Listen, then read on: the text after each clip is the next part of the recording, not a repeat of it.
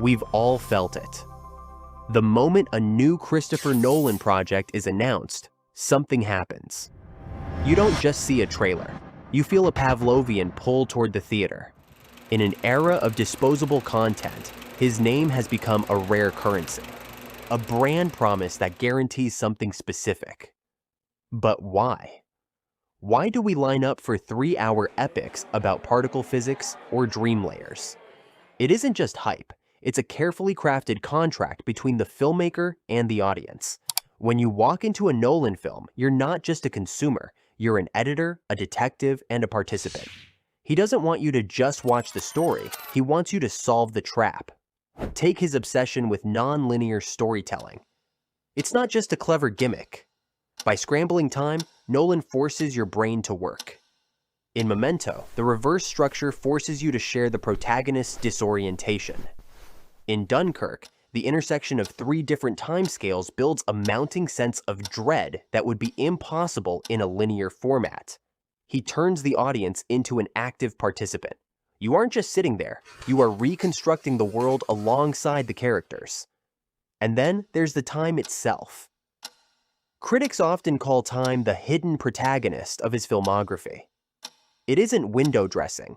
By making time tangible through ticking clocks, rotating corridors, or dilating years in deep space, he triggers a visceral, psychological stress response.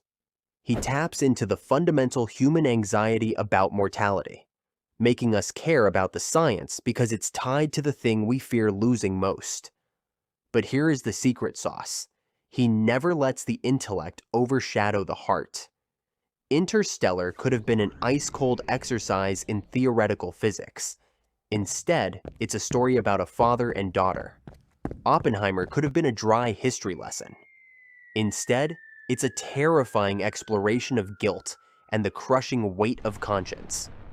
Nolan knows that while we might show up for the spectacle, we stay for the emotion.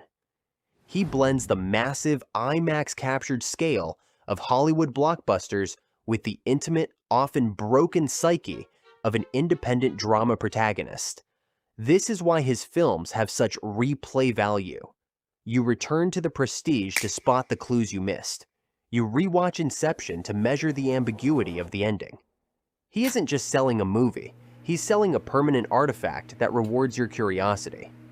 Ultimately, Nolan has succeeded in creating the otter blockbuster. He has forced the industry to accept that mass audiences don't crave simplicity. They crave depth. He respects our intelligence enough to give us a labyrinth, trusting that if he gives us the pieces, we'll do the work to assemble the puzzle. And that, more than anything, is why we keep coming back.